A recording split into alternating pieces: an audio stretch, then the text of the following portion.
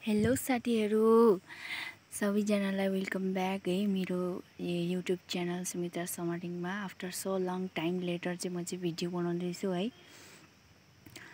अन्त अब टाइम त छैन भिडियो बनाउने अझै पनि है, तर पनि अब बनाइहालेको नि आज चाहिँ अब यसो बस्दा बस्दै है।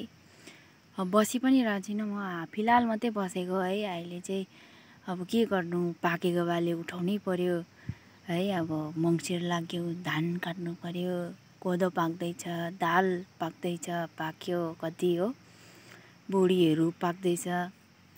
अन्त यहाँ हेर्नुहोस्, हाम्रो चाहिँ भर्खरै खला सोरेर बसेको है।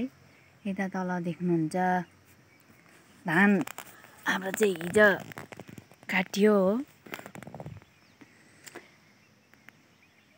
पोहोर परारको भन्दा योपालि चाहिँ अब कम्ती नै थियो र पनि के गर्नु हजुर, अहिलेको मान्छेको जस्तै गरेर चाहिँ अब अहिलेको मान्छेहरू कस्तो छ त्यस्तै प्रकारले चाहिँ धान पनि फलिदियो हो फेरि योपालि।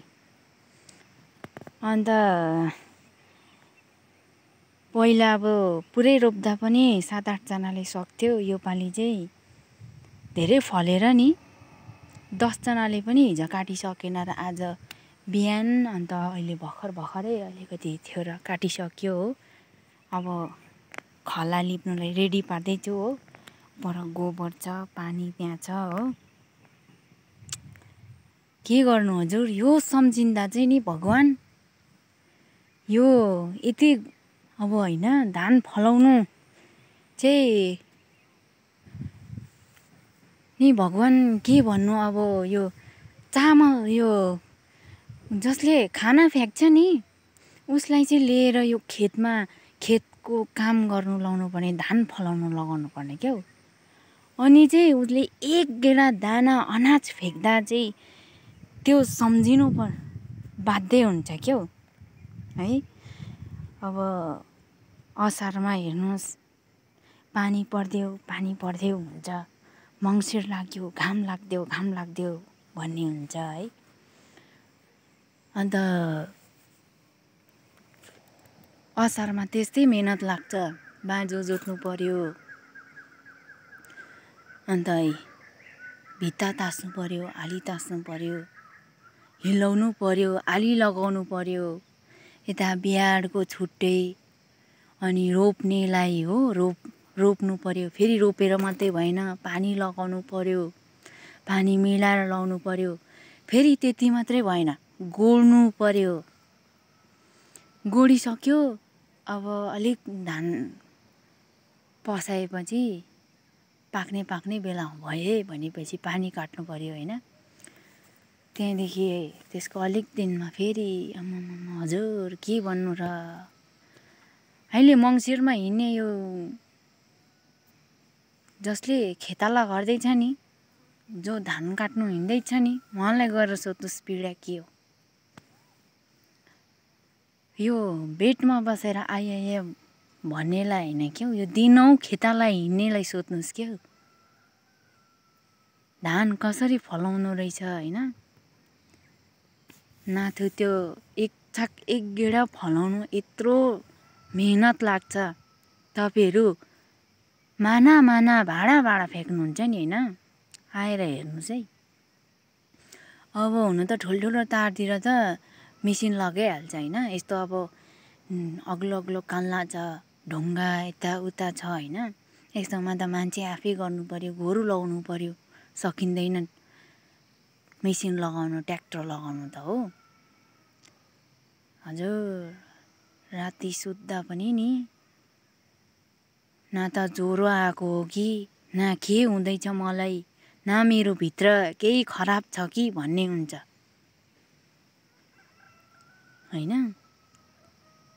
धानको चामल यताको मान्छे म अचम्म लागेर आयो क्या हो। धानको चामल चाहिँ बिक्छ 100-150 रुपियाँ केजी बिक्छ, तर मान्छेले खानालाई होइन रहेछ, निधारमा टाँस्नलाई किन्दा रहेछन् क्या हो। तर त्यो निधारमा टाँस्ने मान्छेले चाहिँ नि आएर यहाँ खेतमा त्यति काम गरेर हेरोस् न है, त्यति अनाज उत्पादन गरेर हेरोस् न, दुःख के हो, परिश्रम के हो भनेर है। तपाईँले त्यो निधारमा टाँस्नु त दूरको बात, तपाईँ एउटा चन्दन लगाउनु पनि तपाईँले सोच्नुहुन्छ हो यो पेड उगाउन निकै टाइम लाग्छ भनेर, हैन। तर त्यो अब मेहनत गर्ने मान्छेलाई मात्रै थाहा छ है। सो म चाहिँ के भन्न चाहन्छु भने तपाईँहरू अब यति साह्रै दुःख नगरे पनि सोच्नुहोस्, एउटा दाना अनाज उगाउनु चाहिँ कति परिश्रम पर्दो रहेछ, हैन। मान्छे अहिले यो मङ्सिरको टाइममा चाहिँ नि मान्छेले टट्टी गर्नु पनि सोच्छ, औ म उभि गरौँ कि बसी गरौँ। बसेर उठ्नु सकिँदैन, बसेर हुन्छ नि बस्नुलाई पनि धेरै सोच्नुपर्छ। भनेपछि आफै सोच्नुहोस् न कस्तो हालत हुँदो रहेछ। तपाईँहरू भाँडा पकाउँदै फ्याँक्नुहुन्छ नि, हैन। सोच्नुहोस् दिन आउँछ तपाईँहरूको पनि त्यही भएर खानेको है एकदम सम्मान गरेर खानुहोस्, नफ्याँक्नुहोस्, हैन। बरु तपाईँले राख्नुभयो भने भरेलाई हुन्छ, भोलिलाई हुन्छ, हैन।